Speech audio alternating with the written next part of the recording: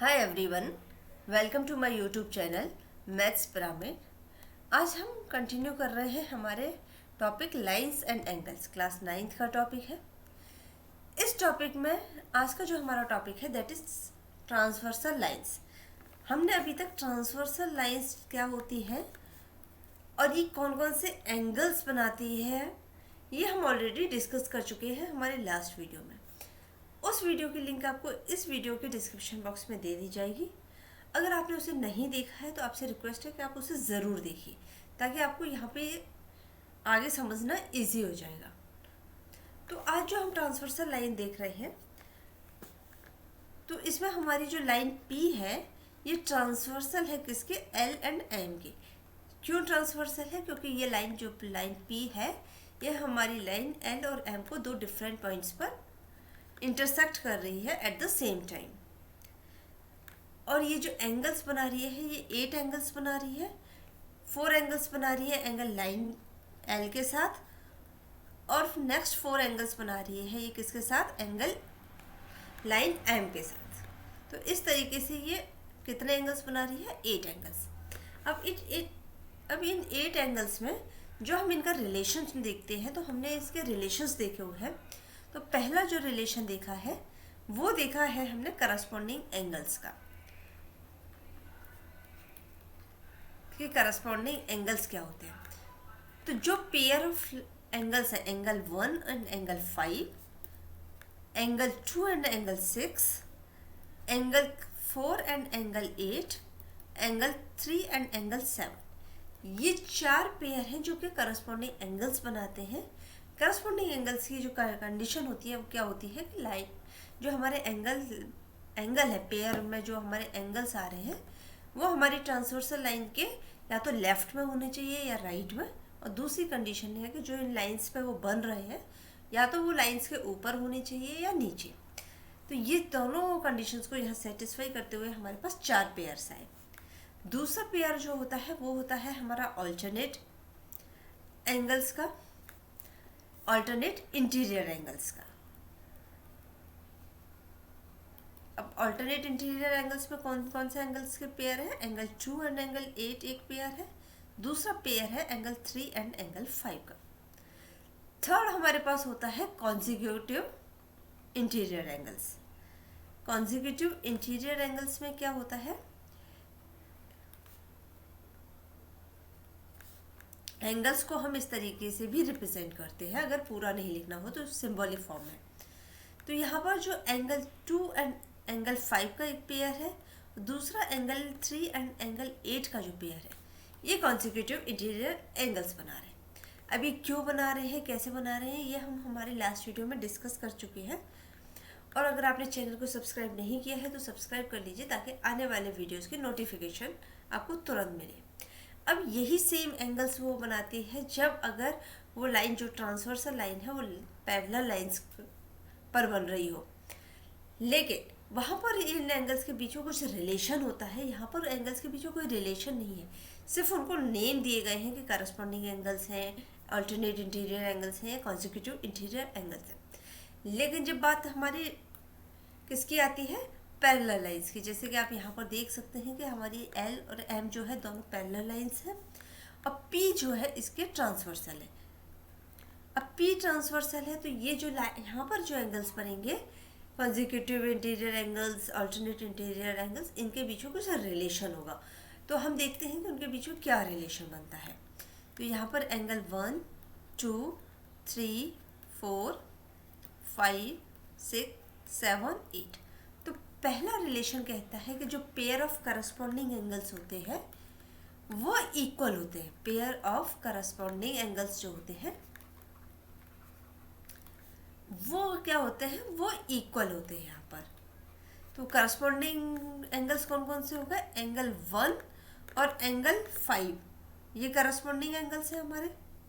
तो एंगल 1 जो है वो इक्वल हो जाएगा एंगल 5 के, जो मतलब हमारा पेयर है एंगल 1 और एंगल 5 का। जहाँ पर पेयर था, यहाँ पर आपने देखा था कि यहाँ पर हमारा एंगल 1 एंड एंगल 5 का जो पेयर है, इस पेयर को करस्पॉन्डिंग एंगल्स कहा गया था, एंगल 1 एंड 5। तो ये जो पेयर है तो इसमें जो दोनों एंगल्स हैं वो दोनों एंगल्स एक दूसरे के इक्वल हो जाएंगे यहाँ पर। तो एंगल 1 जो है वो इक्वल हो गया हमारे एंगल 5 के। दूसरा पेयर जो हमारा बन रहा था एंगल 2 और एंगल 6 का बन रहा था, तो angle 2 is equal to angle 6 हो जाएगा। तीसरा थर्ड पेयर जो हमारा यहाँ पे बन रहा था वो क्या बन रहा था, एंगल 4 और एंगल 8 की। तो angle 4 is equal to angle 8 और angle 3 is equal to angle 7, क्योंकि यहाँ पे एंगल 2 एंड एंगल 6 एक पेयर बना रहा था, एंगल 4 एंड एंगल 8 एक एंगल पेयर बना रहा था, एंगल 3 एंड एंगल 7। ऐसे हमारे पास करस्पॉन्डिंग एंगल्स के 4 पेयर बन रहे थे। तो वो चारों पेयर्स जो है वो आपस में इक्वल है, मतलब एंगल 1 जो एंगल 5 के इक्वल है, एंगल 2 एंगल 6 के इक्वल है। इसमें जो दोनों एंगल्स हैं जो पेयर बन रहा है वो इक्वल है। अगर एंगल 1 की वैल्यू मान लेते हैं कि यहाँ पर अगर एंगल 1 की वैल्यू हमारी 30 डिग्री है तो हमारे एंगल 5 की वैल्यू भी 30 डिग्री हो जाएगी। सिमिलरली अगर हमारे एंगल 3 की वैल्यू कितनी है, 45 डिग्री है, तो हमारे एंगल 7 की जो वैल्यू है वो भी 45 डिग्री हो जाएगी। इसका मतलब ये है। दूसरा जो है वो है हमारा ऑल्टरनेट इंटीरियर एंगल। यहाँ पर जो हमारे ऑल्टरनेट इंटीरियर एंगल का पेयर बनता है वो भी इक्वल होता है। जैसे कि यहाँ पर हमारा एंगल 2 और एंगल 8 एक इंटीरियर एंगल बना रहा है, ऑल्टरनेट इंटीरियर एंगल। तो एंगल 2 जो है वो एंगल 8 के इक्वल हो जाएगा और एंगल 3 जो है वो किसके इक्वल हो जाएगा, एंगल 5 के, क्योंकि एंगल 2 एंड एंगल 8 का हमारा इंटीरियर एंगल्स का पेयर बन रहा है, ऑल्टरनेट इंटीरियर एंगल्स का, और एंगल 3 एंड एंगल 5 का पेयर बन रहा है। तो ये पेयर भी हमारा इक्वल है। अगर एंगल 2 की वैल्यू हमारी कितनी है, अगर हमारे एंगल 2 की वैल्यू 50 डिग्री है तो हमारे एंगल 8 की वैल्यू भी 50 डिग्री हो जाएगी। इसका मतलब ये है। सिमिलरली ये बात करते हैं हम हमारे थर्ड पेयर की। वो क्या है, कॉन्जिक्यूटिव ऑल्टरनेट एंगल्स। तो थर्ड पेयर जो है हमारा वो क्या था, कॉन्जिक्यूटिव और इंटीरियर एंगल्स। ठीक है, ये क्या होता है, ये इस पेयर में कौन कौन से एंगल्स आते हैं हमारे, इसमें आते हैं हमारे एंगल 2 एंड एंगल 5 का एक पेयर होता है और एंगल 3 एंड एंगल 8 ये एक पेयर बना रहे हैं। मतलब क्या है कि ये दोनों एंगल्स का पेयर एंगल 2 और एंगल 5 का, और दूसरा एंगल 3 एंड एंगल 8 का पेयर जो है वो कॉन्जिक्यूटिव इंटीरियर एंगल्स कहलाता है। इसका रिलेशन क्या होता है कि ये जो है हमारे ट्रांसवर्सल लाइन के सेम साइड पर है, ये लीनियर पेयर फॉलो करता है, it follows the linear pair. Linear pair follow करता है, इसका मतलब क्या है कि हमारा जो ये दोनों जो है एक दूसरे के सप्लीमेंट्री एंगल्स होते हैं, इसलिए हम इसको लीनियर पेयर भी कह सकते हैं, क्योंकि इन दोनों का जो सम है वो 180 डिग्री होता है। अभी इनका चूंकि सम 180 डिग्री होता है इसलिए हम इसको लीनियर पेयर भी कह सकते हैं। ये जो है हमारा एंगल 2 प्लस एंगल 5, इसका सम 180 डिग्री होता है, और एंगल 3 प्लस एंगल 8 इसका सम भी 180 डिग्री होता है। जो कॉन्जिक्यूटिव इंटीरियर एंगल्स हैं उनमें जो पेयर ऑफ एंगल्स है उसका सम हमारा 180 डिग्री होता है, इसलिए हम कहते हैं कि वो जो एंगल्स हैं वो एक दूसरे के सप्लीमेंट्री एंगल्स हैं। अगर सप्लीमेंट्री एंगल्स हैं मतलब दोनों का सम 180 डिग्री होना चाहिए। अगर एंगल 2 का सम 80 डिग्री है तो एंगल 5 का सम हमारा ऑटोमेटिकली 100 डिग्री होगा, इसलिए इसको हम लीनियर पेयर भी कह सकते हैं।